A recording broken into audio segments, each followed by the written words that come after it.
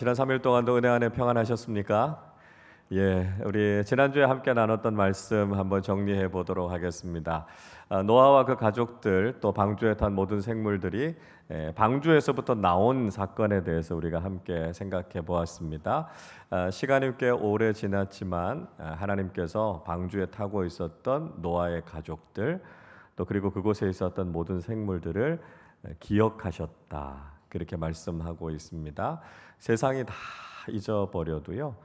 하나님은 기억하신다라고 하는 것이죠. 그래서 하나님께서는 늘 우리에게 관심을 가지고 계시고 우리의 삶을 선하게 이끌어가고 계신다라고 하는 것을 우리는 깨닫게 됩니다.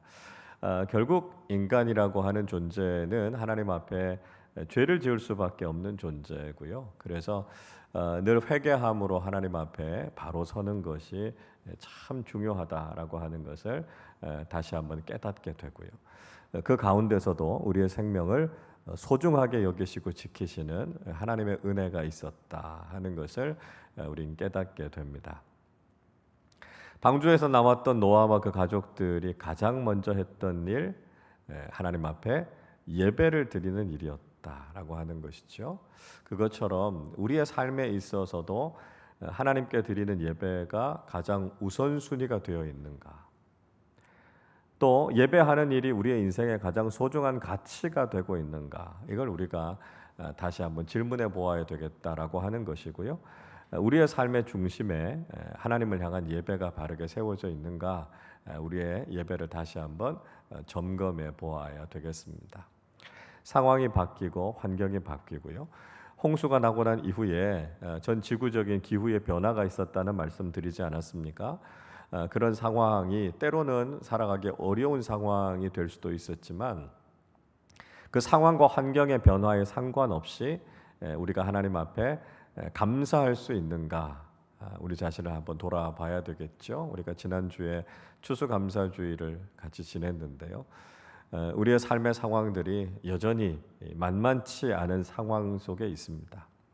그러나 상황이나 환경에 좌우되는 것이 아니라 하나님이 우리의 하나님이심으로 인해서 우리가 하나님 앞에 감사하는 믿음의 삶을 살아갈 때 우리가 신앙인다운 삶을 살아가게 된다 하는 것 우리가 다시 한번 잘 기억하시면 좋겠습니다.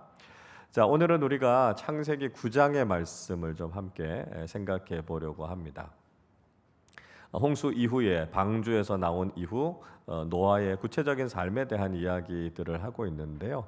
오늘 9장을 시작하면서 이야기하고 있는 것은 뭐냐면 홍수 이후에 하나님께서 주신 복이 무엇인가 이야기하고 있습니다. 그래서 하나님의 관심이 뭘까 이렇게 생각해 보면 하나님께서 우리의 인생에 복을 주시기 원하신다라고 하는 거죠. 우리가 모자랄 수 있어요. 또 때로는 우리의 삶에도 하나님의 진노하심이 있을 수 있고요. 심판이 있을 수 있고요. 여러 가지 고난이 있을 수 있지만 정말 중요한 것은 하나님께서 우리를 향해서 가지고 계신 생각은 뭐냐 하면 하나님께서 우리에게 복을 주시기 원하신다라고 하는 거죠. 그래서 우리가 이걸 잊지 않는 것이 참 중요합니다. 하나님은 어떤 하나님이시라고요? 우리를 생각하실 때 복 주시기 원하시는 하나님이시라고요. 여러분 아멘이세요? 우리가 다른 어떤 것보다도 이 한 가지를 잊지 않고 살아가는 것이 참 중요합니다. 때로는 건강에 문제가 생길 수 있고요. 경제적인 문제들이 생길 수 있고요. 관계 어려움이 생길 수 있고요. 영적인 문제들이 생길 수 있어요. 그러나 그 모든 것들 속에서도 여전히 변치 않는 한 가지의 사실이 있다면 하나님께서는 우리에게 복을 주시기 원하시는 하나님이시다라고 하는 거죠. 우리의 인생에 가장 좋은 것을 주시기 원하시는 하나님께서 나와 함께 하신다라고 하는 것을 생각하면 우리의 삶 속에서 하나님께서 주시는 기쁨과 감사의 제목들을 찾을 수 있게 된다라고 하는 것이죠. 노아의 가족들이 홍수 사건을 경험하지 않았습니까? 세상은 죄악으로 가득 찼고요.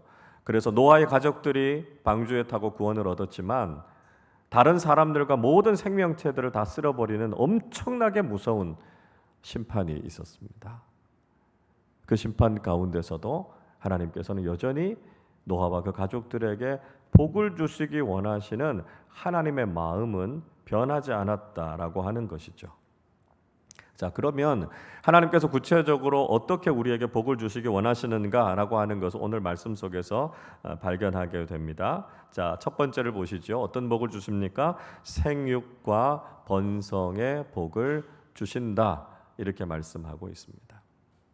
뭐 이건 계속해서 반복되고 있는 것이죠. 하나님께서 인간과 이 세상을 향해서 주시기 원하시는 복은 생육과 번성의 복이다 말씀하고 있습니다. 자, 1절을 우리 같이 한번 읽겠습니다. 하나님이 노아와 그 아들들에게 복을 주시며 그들에게 이르시되 생육하고 번성하여 땅에 충만하라. 노아와 그 아들들에게 생육하고 번성해서 땅에 충만하라 이렇게 말씀하고 계십니다. 창조 때부터 이미 여러 번 계속해서 반복하고 있지 않습니까? 오늘 7절에서도 한 번 더 반복하죠. 너희는 생육하고 번성하며 땅에 가득하여 그 중에서 번성하라 하셨더라 말씀하고 있습니다. 성경에 중요한 원칙이 있다는 말씀 드렸어요. 반복하는 것은 중요한 것이다. 그런 말씀 드렸습니다. 자, 또 한 가지 반복하고 있다는 것은 하나님께서 반드시 이루신다라고 하는 것을 이야기하고 있는 겁니다.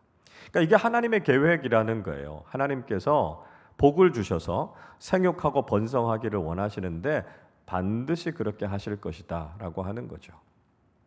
그래서 우리는 믿음으로 이 말씀을 아멘으로 받아들여야 하고요. 생육하고 번성하는 삶을 구체적으로 살아가는 것, 그렇게 실천하면서 살아가는 것이 중요하다는 거죠. 그러니까 하나님은 우리에게 이 생명의 풍성함을 복으로 주시기를 원하신다라고 하는 겁니다. 자, 이 말씀은 예수님께서도 우리에게 하고 계시는 말씀이세요. 요한복음 10장 10절에서 이렇게 말씀하시지요.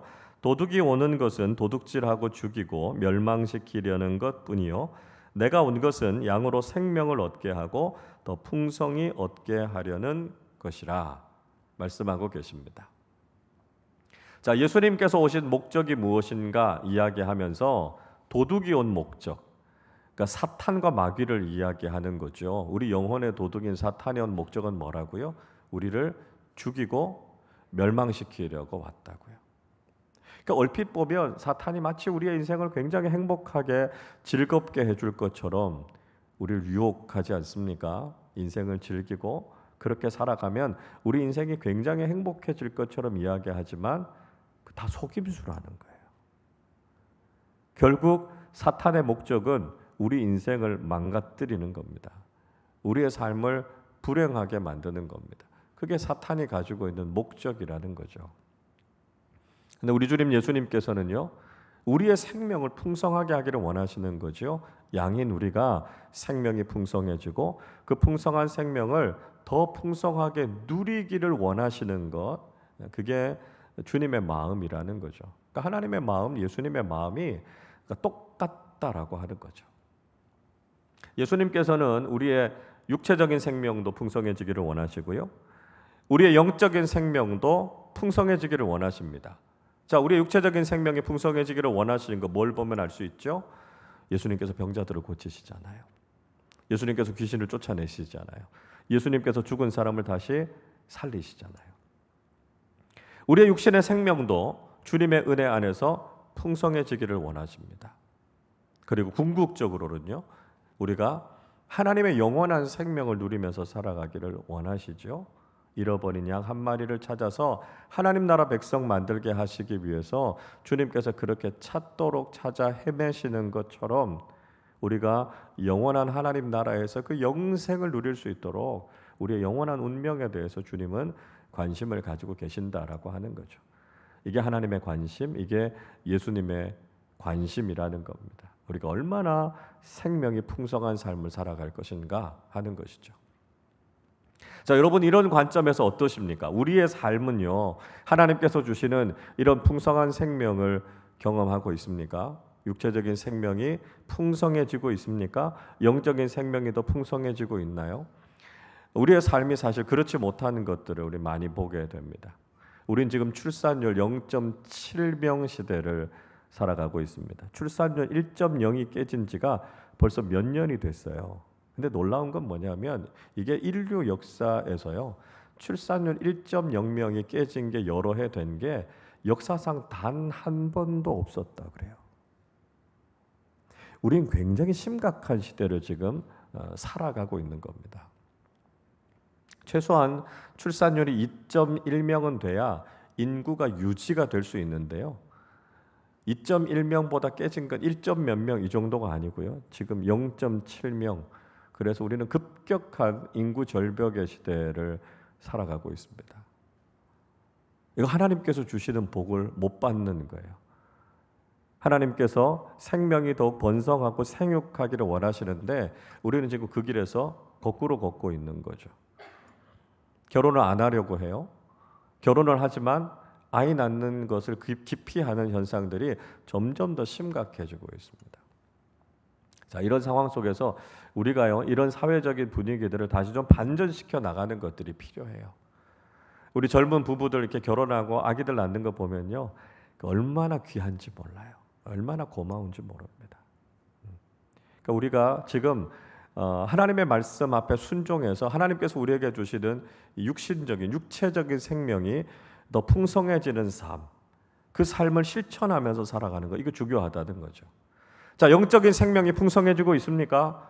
믿음의 공동체가 한 생명을 살리고 복음을 전하고 전도하는 일들에 매진하고 있습니까? 점점 이런 일들이 소홀해지고 있지 않은가, 우리 자신을 다시 한번 돌아봐야 되고요. 오늘 하나님께서 말씀하고 계신 것처럼 우리 육신적인 생명이, 우리의 영적인 생명이 정말 생육하고 번성해서 땅에 충만해지는, 그래서 하나님의 생명의 축복이 우리의 삶에 늘 가득하시기를 주님의 이름으로 축복합니다. 자, 두 번째 주시는 복입니다. 피조물을 다스리는 권위를 주셨다라고 하는 것이 하나님께서 주신 복의 중요한 내용이죠. 자, 인간에게 주신 중요한 권위이기도 하고요, 복이기도 한 거예요. 피조물을 다스리는 권위를 주셨다 하는 것입니다. 2절 말씀 같이 읽어보겠습니다. 땅의 모든 짐승과 공중의 모든 새와 땅에 기는 모든 것과 바다의 모든 물고기가 너희를 두려워하며 너희를 무서워하리니 이것들은 너희의 손에 붙였음이니라. 하나님께서는 땅에 있는 모든 짐승들, 또 하늘을 나는 새들, 물에 있는 물고기들, 또 땅에 기는 모든 것들, 그 모든 것들이 인간을 두려워하게 할 것이다, 무서워하게 할 것이다, 그렇게 말씀하고 있습니다. 두려워하다라고 하는 말, 히브리어로는 야레 이렇게 이야기하는데요, 경외하다는 것이 존경하다, 그런 뜻을 가지고 있습니다. 무서워하다라고 하는 말은 하타트라고 하는 말인데요, 두려워한다는 뜻이에요. 때로는 꺾는 것, 무너뜨리는 것, 그런 의미를 갖고 있는 거죠. 그러니까 동물들이요, 인간을 바라보면서 인간을 향해서 두려움의 대상이 되어버렸다라고 하는 거죠. 그러니까 보통 동물들이 다 사람 보면 무서워서 도망가잖아요. 이제 그런 관계들이 된 겁니다. 그래서 좀 긍정적인 차원에서 보면 피조물을 다스릴 수 있는 권위가 인간에게 있다라고 하는 것이죠. 근데 사실 이건 그렇게 바람직한 모습은 아닙니다. 그죠? 왜냐하면 이 피조물을 다스리는 권위는 하나님께서 이미 창조 때부터 주셨던 권위 아닙니까?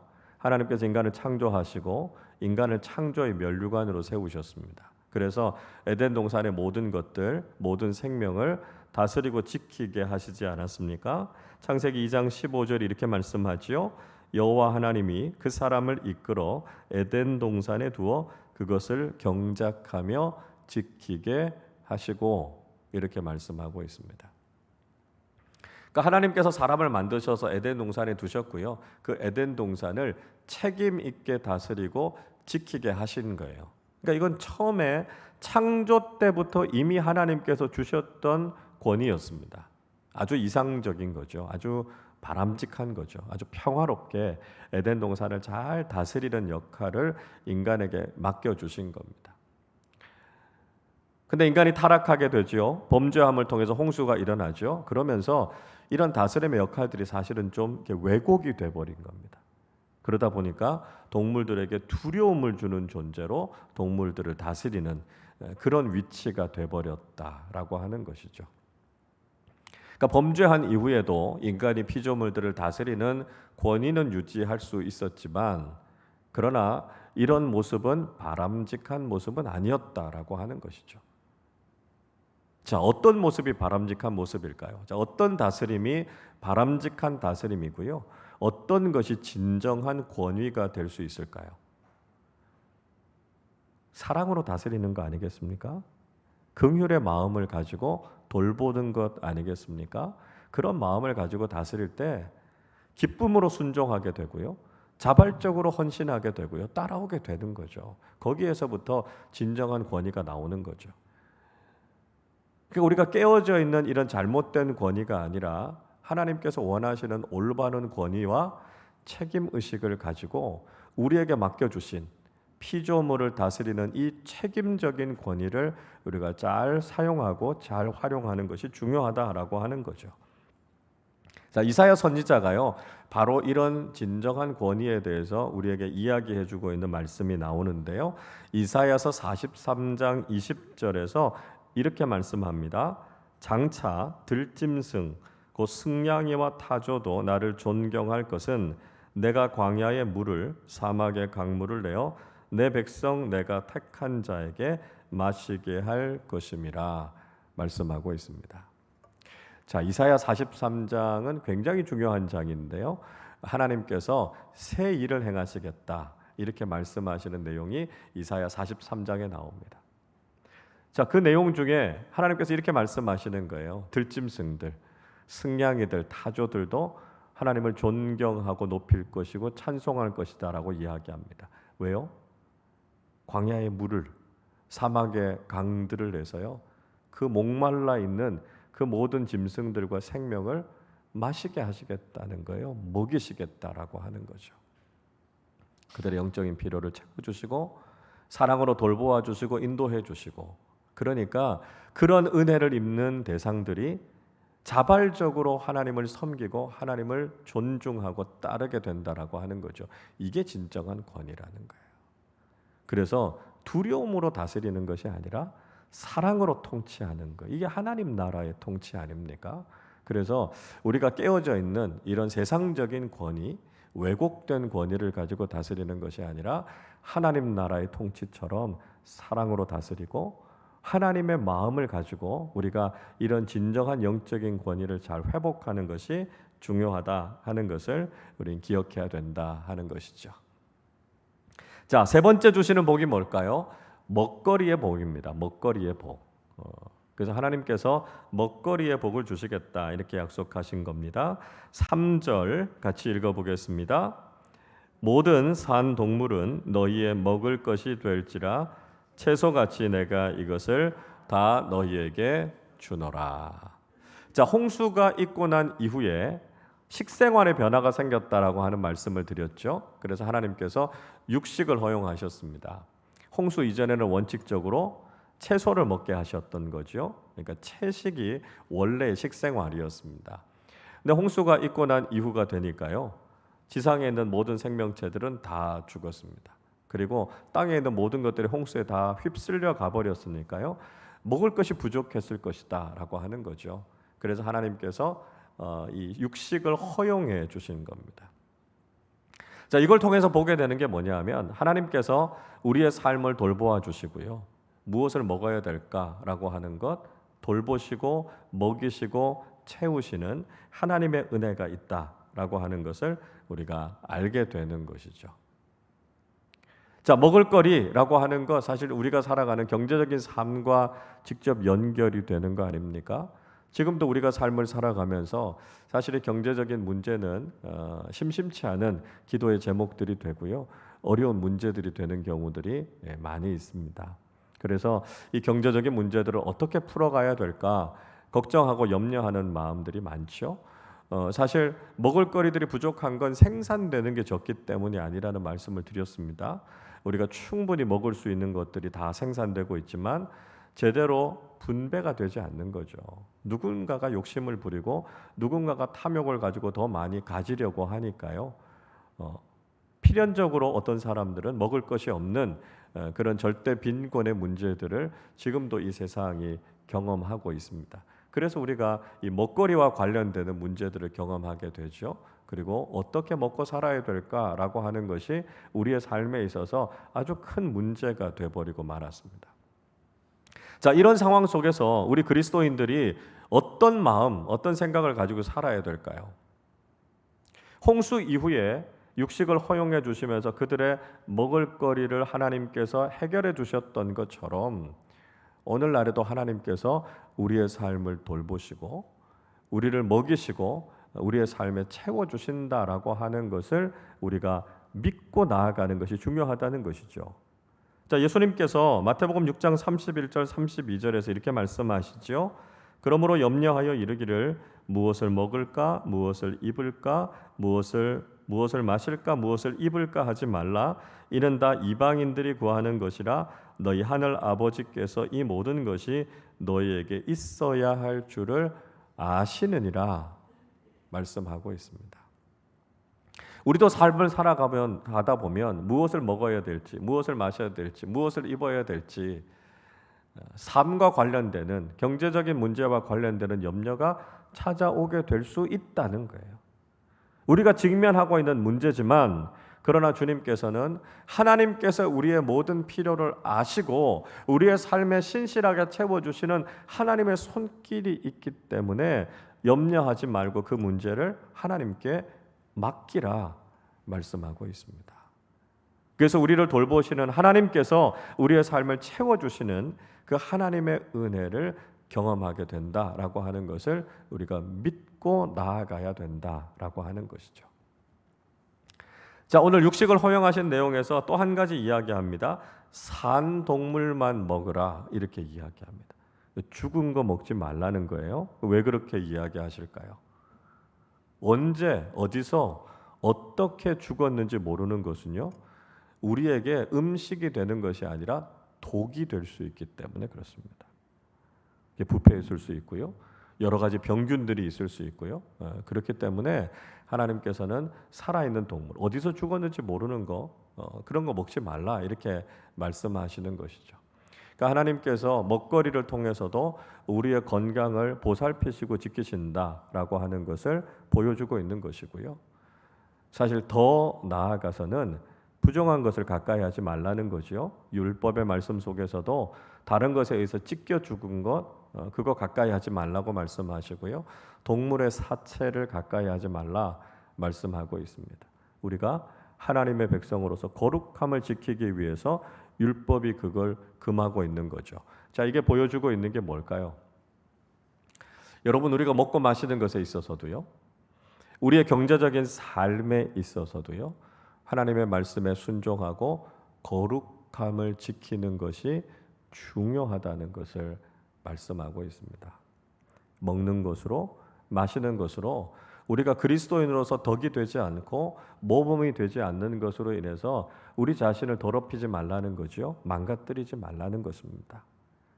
우리의 경제적인 삶과 우리의 먹거리, 이 식생활의 삶, 모든 일상의 삶을 통해서도 우리가 하나님 앞에서 거룩함을 유지하고 하나님의 말씀에 순종하면서 살아가는 삶이 중요하다라고 하는 것을 말씀하고 있는 것이죠.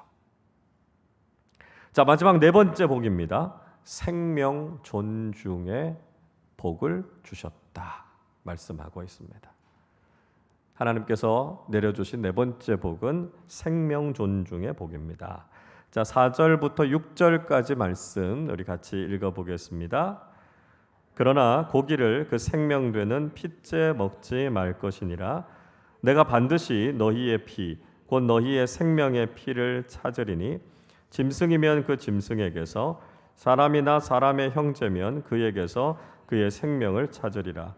다른 사람의 피를 흘리면 그 사람의 피도 흘릴 것이니 이는 하나님이 자기 형상대로 사람을 지으셨음이니라.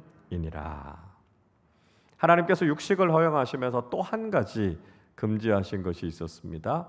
핏째 먹지 말라 이렇게 말씀하신 것이죠. 자, 왜 핏째 먹지 말라고 말씀하셨습니까? 피가 곧 그것의 생명과 직결되기 때문에 그렇다라고 하는 것이죠.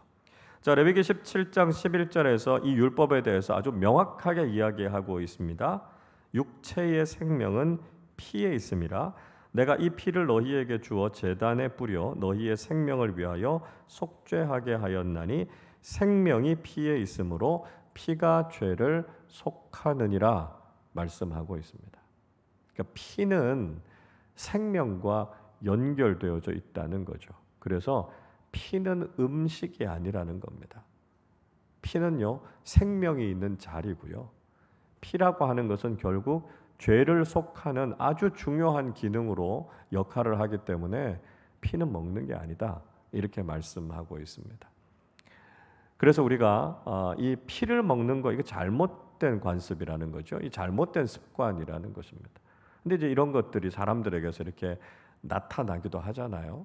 그래서 우리가 하나님의 말씀 안에서 이런 것들을 우리가 바르게 알고 바르게 지켜가는 것이 중요하다라고 하는 것이고요. 무엇보다도 우리가 우리의 생명을 지키시기 위해서 예수 그리스도께서 우리를 위해서 보혈을 흘려 주시지 않았습니까? 그러니까 우리의 피를 깨끗하게 하시고 우리를 정결하게 하시고 우리에게 생명을 주시기 위해서 예수 그리스도께서 십자가 위에서 피를 흘려서 구원해 주신 그 귀한 생명이라는 거예요. 그래서 다른 생명의 피를 흘리게 하고 그 피를 먹는 것은 하나님 앞에서 바람직하지 않은 일이다라고 하는 것을 말씀하고 있습니다. 그러니까 피가 생명이다라고 하는 것을 알고요. 우리가 피 흘리게 하지 않는 것이 중요한 것이죠. 그러니까 잔인하게 사람을 피 흘리게 하고 그것을 먹고 이런 것들은 하나님 보시기에 가증한 일, 죄악된 일이다라고 하는 것입니다. 그래서 생명을 존중하는 마음으로 다른 사람들을 해하게 하거나 피 흘리게 하는 것이 아니라 사람이든 짐승이든 그 생명을 존중하는 삶을 살아가는 것, 그것이 하나님께서 우리에게 주신 놀라운 축복이다라고 하는 것을 우리는 기억해야 된다라고 하는 것이죠. 자, 이렇게 홍수 이후의 삶 속에서 하나님께서 노아와 그 가족들 그리고 모든 생명체들에게 하나님께서 이런 복을 말씀하셨습니다. 그래서 이후의 삶은 새로운 창조가 될 것이고요. 그 이후의 삶은 하나님께서 복되게 하시기 원하신다라고 하는 것을 말씀해 주셨습니다. 그리고 그것에 대한 언약을 하나님께서 맺으신 거죠. 그 언약을 가리켜서 무지개 언약이다. 그렇게 말씀하고 있습니다. 하나님께서 최초로 내리신 언약은 구원의 언약이었고요. 그 이후에 하나님께서 다시는 이 땅을 홍수로 멸망시키지 않겠다라고 말씀하신 언약이 바로 이 무지개 언약이었습니다. 자, 이 무지개 언약이 어떤 내용인지, 자, 이것이 이제 어떤 의미가 있는지를 한번 좀 살펴보도록 하겠습니다. 첫 번째 보시죠. 노아의 자손과 모든 생물과 맺은 약속이었다라고 하는 겁니다. 그러니까 이 무지개 언약의 대상이 누구냐라고 하는 거죠. 누구와 맺었던 언약이냐라고 하면 노아의 자손들 그리고 방주에 함께 타고 있었던 모든 짐승들까지 그 언약의 대상에 들어가게 된다라고 하는 것입니다. 자, 9절과 10절을 같이 읽어보겠습니다. 내가 내 언약을 너희와 너희 후손과 너희와 함께한 모든 생물 곧 너희와 함께한 새와 가축과 땅의 모든 생물에게 세우리니 방주에서 나온 모든 것 곧 땅의 모든 짐승에게니라. 하나님께서 언약을 맺으시겠다 이렇게 말씀합니다. 우리가 믿는 하나님은요, 약속하시는 하나님이세요. 그리고 약속하기를 기뻐하시는 하나님이세요. 그러니까 하나님은 우리를 찾아오셔서 우리에게 약속하세요. 그리고 그 약속이 좋은 약속, 선한 약속이지 않습니까? 내가 이렇게 해줄게. 하나님께서는 기꺼이 우리와 약속을 맺으시는 하나님이시라는 거죠.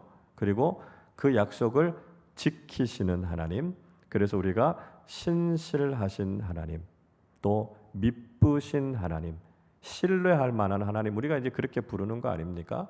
그러니까 하나님은 약속을 하기를 기뻐하시고 약속을 지키신다는 거예요.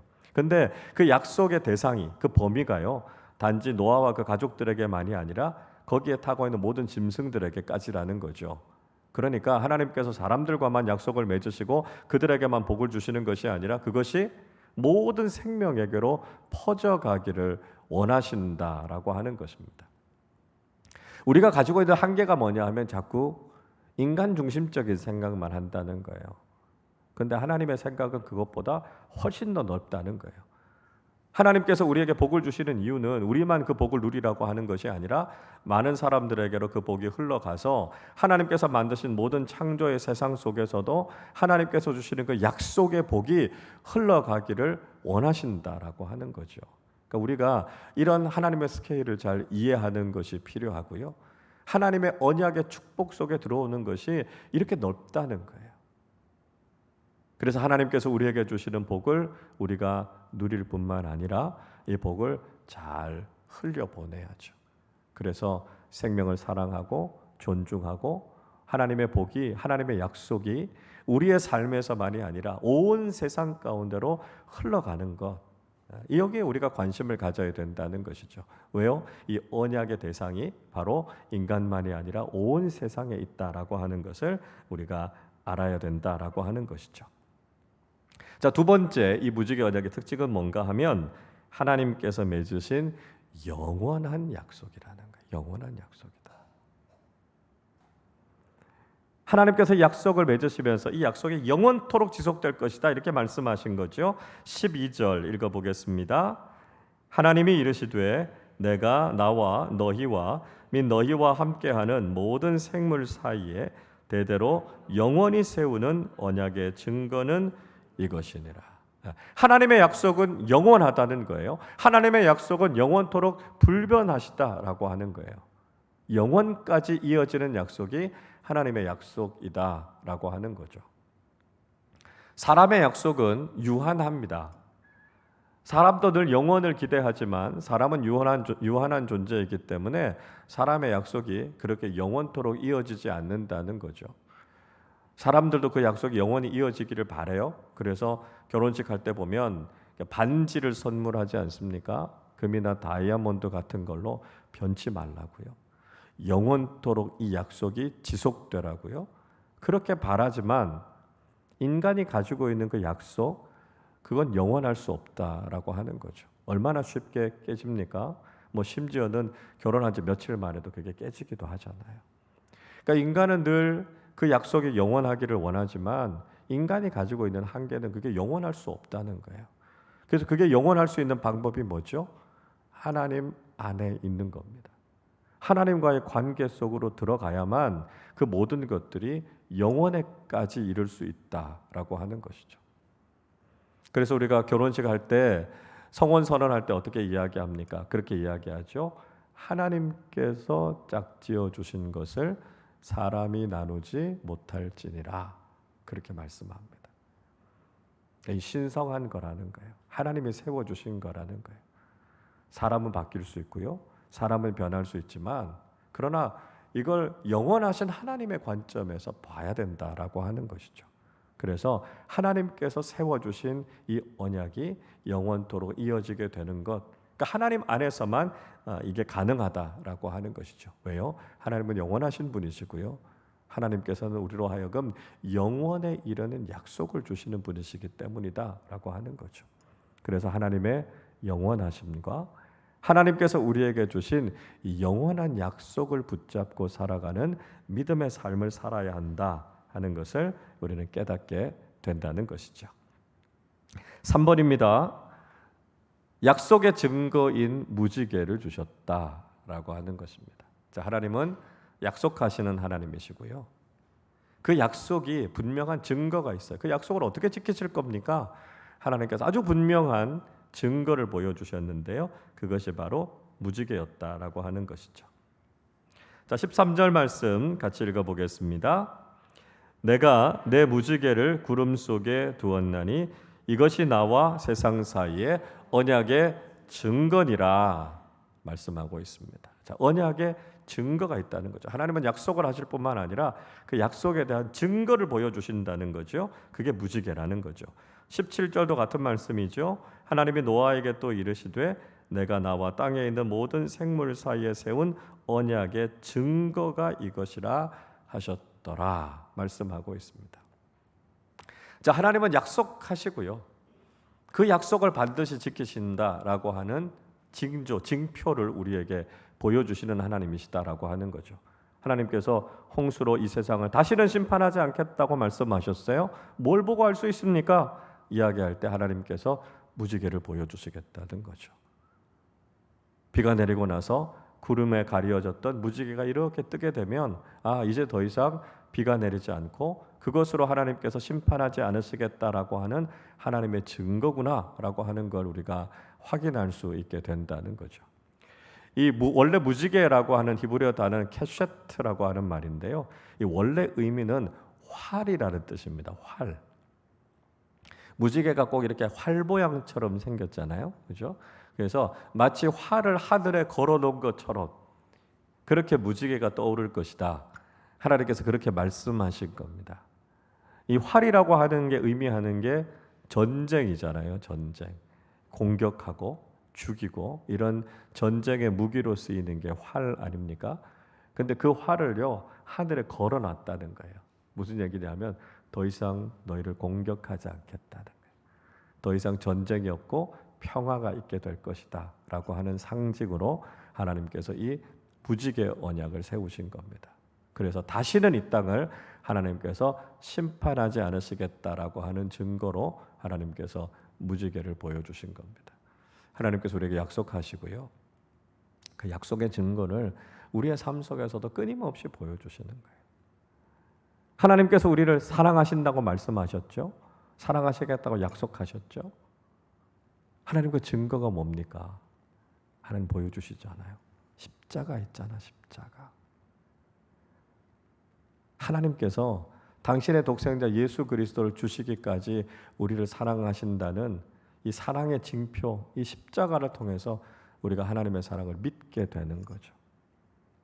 하나님은 약속하실 뿐만 아니라 그 약속을 반드시 지키신다라고 하는 증거를 우리에게 보여주신다는 거죠. 그래서 우리가 하나님의 약속을 믿고 신뢰할 수 있다 하는 것을 알게 됩니다.